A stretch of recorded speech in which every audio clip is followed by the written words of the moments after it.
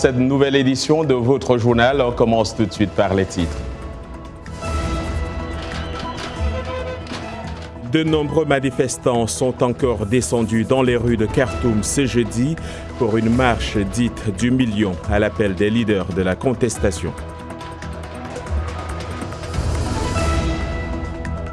Également dans ce journal, la République démocratique du Congo, où une femme, Janine Mabunda, prend le perchoir de l'Assemblée nationale.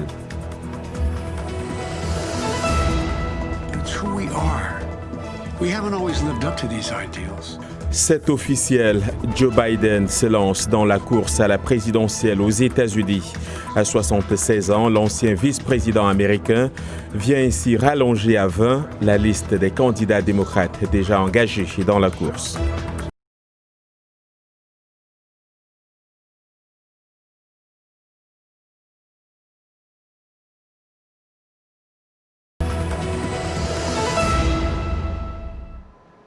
Voilà pour les titres. Bonsoir à tous. C'est un air de colère qui s'est emparé du Soudan ce jeudi. Une foule de manifestants s'est de nouveau rassemblée à Khartoum. Cette fois, c'était pour la marche du million organisée à l'appel des leaders de la contestation, en dépit des discussions avec les dirigeants militaires sur un transfert du pouvoir à une autorité civile. Compte rendu, Jacques Aristide. C'est une contestation qui va crescendo. De nombreux manifestants viennent grossir le sit-in devant le quartier général de l'armée. Pour la première fois, des juges ont rejoint le mouvement. Le conseil militaire, au pouvoir depuis le coup d'État contre le président Omar el-Béchir le 11 avril dernier, dit avoir conclu un accord avec la coalition représentant les protestataires. Nous sommes partenaires et nous travaillons ensemble pour amener la paix au pays. Notre objectif est de jeter des bases pacifiques pour la construction du Soudan. Il a aussi été convenu de former un conseil mixte chargé de discuter des dispositions transitoires et de la légitimité des différents cadres et unités. Le conseil militaire, qui s'est donné un mandat de 2 ans, a également annoncé la démission de 3 de ses 10 membres, 3 généraux de l'armée. Des départs favorablement accueillis par les manifestants, mais pour eux, la principale revendication demeure une autorité entièrement civile, sans plus tarder. Le mouvement a reçu cette semaine le soutien de Washington, qui a dit appuyer la demande légitime des Soudanais d'un gouvernement dirigé par des civils. Colère également au Maroc, où plus de 70 enseignants contractuels ont été blessés et hospitalisés dans la nuit de mercredi à jeudi à Rabat, au terme d'une grande manifestation dispersée par les forces de l'ordre. Il s'agit d'un nouvel épisode d'un conflit qui dure depuis le mois de mars. La manifestation, qui a réuni des milliers de protestataires venus demander le statut de fonctionnaire au sein du ministère de l'Éducation, a été dispersée à coups de canon à eau. Il faut dire que ce mouvement concerne quelques 55 000 enseignants recrutés dès 2016 sur la base de contrats à durée déterminée, puis intégrés au sein des académies régionales. Le Comité international de la Croix-Rouge tire la sonnette d'alarme en Libye, où les violences ne cessent de s'intensifier. Et dans l'agglomération de Tripoli, des quartiers résidentiels deviennent progressivement des champs de bataille, souligne l'ONG, et la situation humanitaire se dégrade. Les autorités libyennes et l'ONU font état d'un nombre de déplacés atteignant jusqu'à 35 000 personnes. Selon le dernier bilan de l'Organisation mondiale de la santé, au moins 278 personnes ont été tuées et 1332 blessés en plus de 3 semaines de conflit entre les forces de l'armée nationale libyenne du maréchal Haftar et les troupes loyales au gouvernement d'union nationale. En République démocratique du Congo, et pour la 2e fois de son histoire, c'est une femme qui va diriger l'Assemblée nationale. Janine Mabunda, députée du parti de l'ancien président Joseph Kabila, a été élue hier par 353 voix sur 383 votants. Retour sur cette élection avec Anastasie Tudièche. Cette victoire était attendue.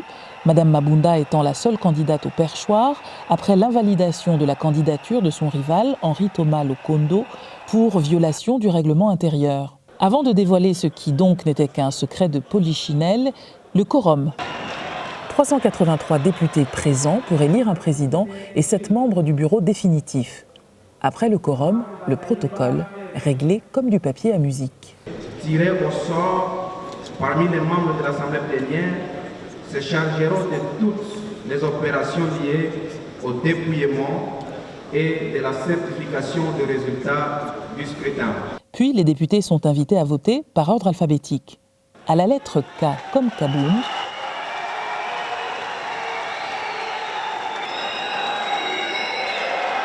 Jean-Marc Kabound, très populaire président par intérim de l'UDPS, parti du président Tshisekedi, avait, murmure-t-on dans les couloirs du palais, envisagé lui aussi le perchoir. Il est premier vice-président de l'Assemblée nationale désormais. Grands absents du scrutin, les membres de l'opposition, pour protester contre un vote qu'ils estiment organisé en violation de leurs droits. Mais le front est divisé. Selon la radio Top Congo, au moins 2 membres de l'opposition ont voté, mais au PPRD, on jubile.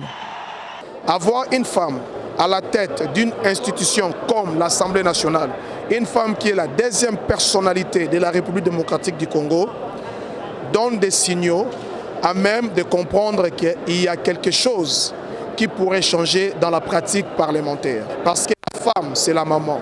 C'est la maman qui sait, qui a du cœur pour savoir ce que les enfants veulent. Janine Mabunda, 50 ans, 2 fois élue députée et rompue à l'exercice du pouvoir, appréciera. En attendant, les Congolais gardent les yeux fixés sur leur horizon, la formation d'un gouvernement annonciateur de changement. À Kinshasa, pour VOA Afrique, Anastasie Tudièche.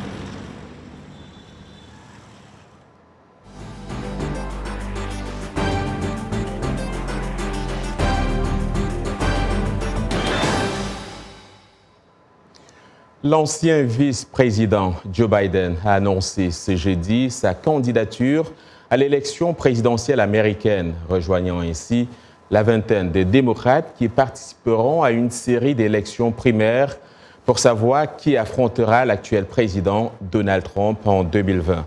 Déjà annoncé en tête des sondages au sein de son parti, le candidat de 76 ans deviendrait, s'il est élu, le plus vieux président des États-Unis à son arrivée à la Maison-Blanche. Le récit est de Jade Rivet.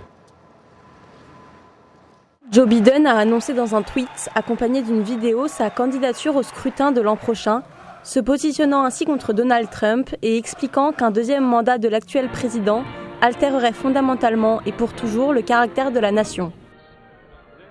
Les valeurs fondamentales de cette nation, notre rang dans le monde, notre démocratie même.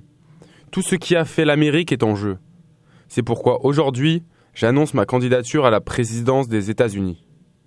Malgré la récente controverse sur son comportement trop tactile avec les femmes et avant même l'annonce de sa candidature officielle, l'ancien sénateur du Delaware est déjà placé en première place dans les sondages des électeurs démocrates.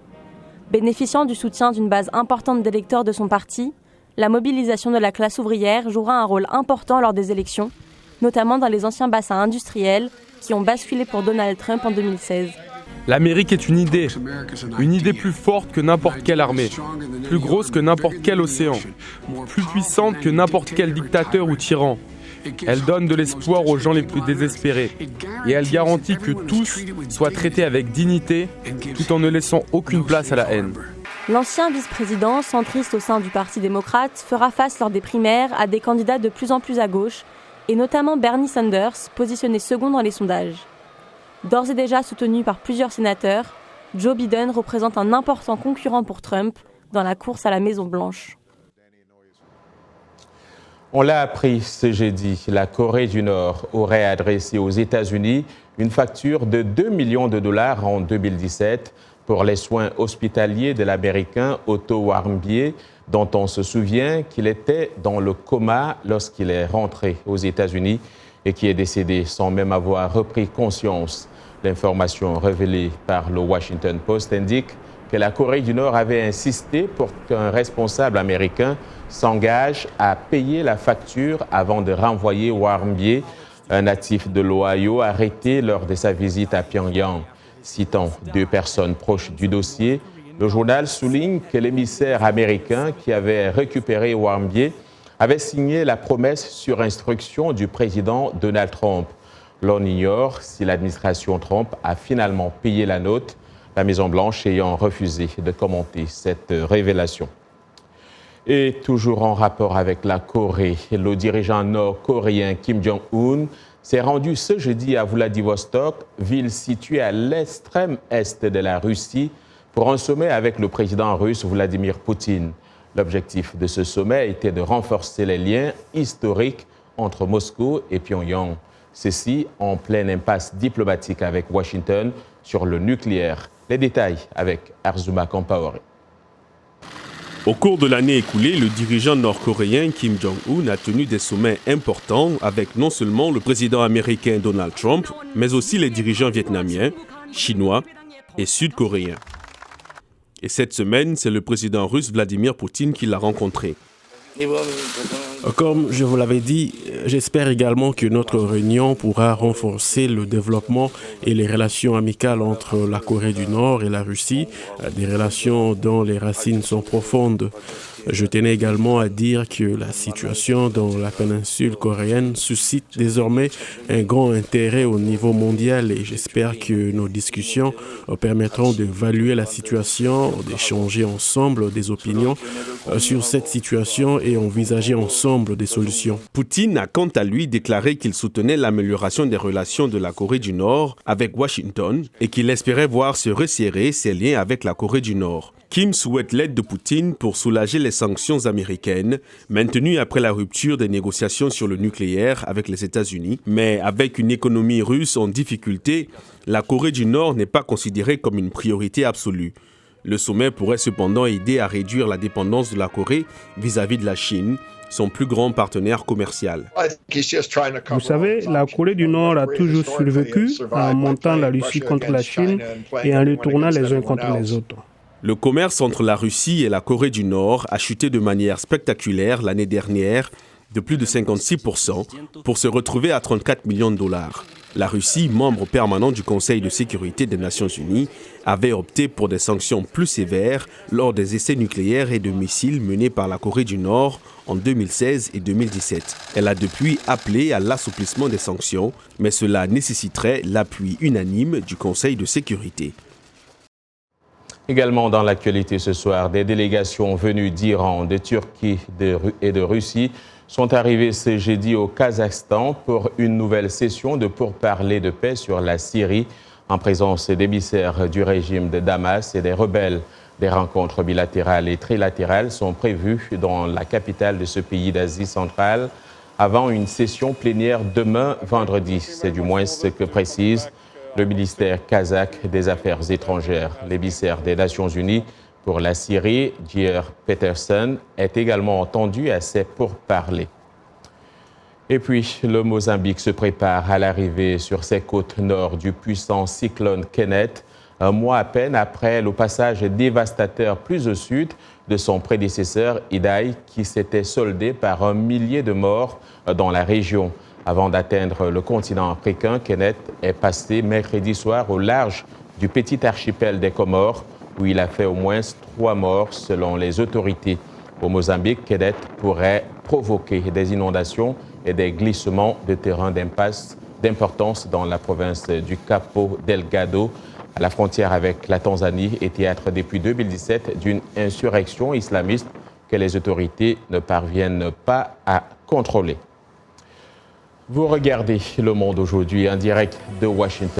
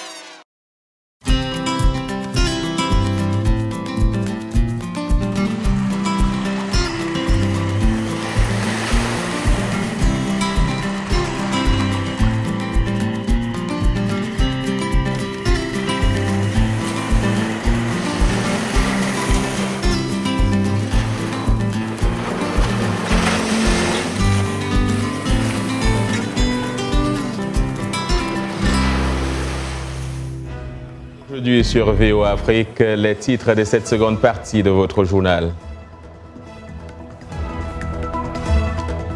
La lutte contre le paludisme, un défi pour l'Organisation mondiale de la santé. La maladie tue plus de 400 000 personnes chaque année, mais un projet pilote de vaccin fait naître l'espoir.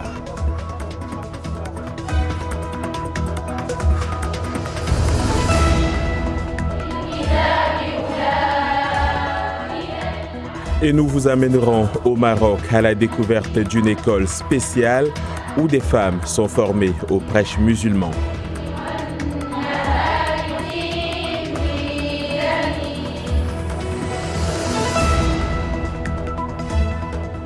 Enfin sport, Sadio Mané est dans l'équipe de l'année en Première Ligue. L'ailier sénégalais de Liverpool est le seul joueur africain à y figurer.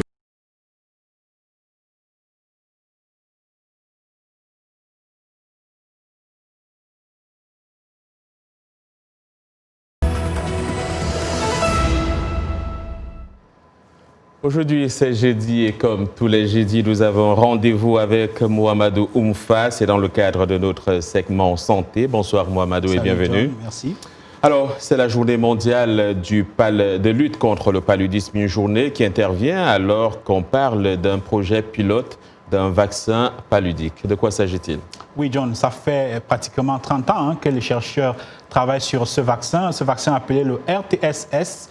Et c'est le premier vaccin à ce jour, je dirais même le seul vaccin qui a démontré pouvoir réduire de manière significative le paludisme chez les enfants. Alors, un vaccin qui sera administré dans le cadre d'un projet pilote dans 3 pays africains, le Ghana, le Kenya et le Malawi. Le Malawi où se déroule déjà la campagne